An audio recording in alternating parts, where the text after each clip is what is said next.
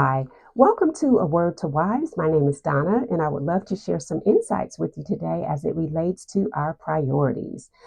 As women today, we tend to be very busy, as wives and mothers. We have a lot going on in our lives with, our careers and managing our children and their various activities. For some of you, maybe you're in school right now, furthering your education. Some of us have church responsibilities and other outside activities. And so we're busy women. And despite our best efforts, it's very easy for our priorities to get out of whack. Well, as it relates to our priorities, we know our number one priority should be nurturing that relationship with God. No matter what, we need to keep Him first. But what I want to talk about today is our second priority relationship, and that is marriage. Okay, marriage is a priority relationship, and your relationship with your husband should only come second to your relationship with God. Your marriage should come before your extended family, before any outside activities, before your career, and even before your children. And if you have children in the home, teaching and training them should actually be that third responsibility. But no other human relationship has the kind of permanence and commitment as marriage. We in marriage, that's the only relationship where we stand before God and man and vow to stay together until death separates us. I mean, we don't make vows to stay with our parents until death separates us, do we? Of course not. We don't vow to stay with our children or on our jobs until death separates us. No, we only make that kind of commitment or that vow in marriage. And so that shows that we need to give our husbands a place of priority in our lives.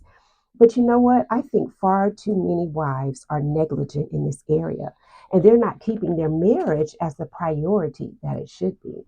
In fact, I think too many women today have what I call Barbie syndrome or a Barbie mentality. And let me explain what I mean.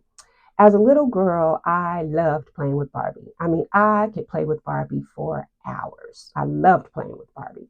But I noticed something about Barbie, at least back in my day. Barbie had everything. Barbie had the dream house. Barbie had the car. She had the plane. She had the boat.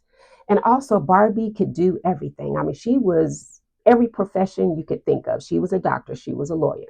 So Barbie had it all, and Barbie could do it all. Now, Barbie also had Ken, but you know what? Barbie didn't need Ken. Ken is an accessory to Barbie. Where do you find Ken? On the Barbie aisle with the Barbie things, right? Now, when playing with Barbie, it was all about her. It was about her clothes. It was about her hair. It was about her friends. It was about her various careers. Now, I had a Ken doll, but for some reason, Ken would usually be, kind of laying on the floor somewhere with a shirt on and one shoe. For some reason, that was Ken's situation. And Ken would only come on the scene when he was needed for Barbie's purposes. You know what? Sadly, some of us treat our husbands like a Ken doll, like he's just an accessory to our lives instead of a priority. And like Barbie, for many of us, we make it all about us, about our wants, our needs, our career, our friends, the children. And our husbands are sometimes just kind of, marginalized or ignored or, just kind of an afterthought to us, only to come on the scenes when he's needed for our purposes.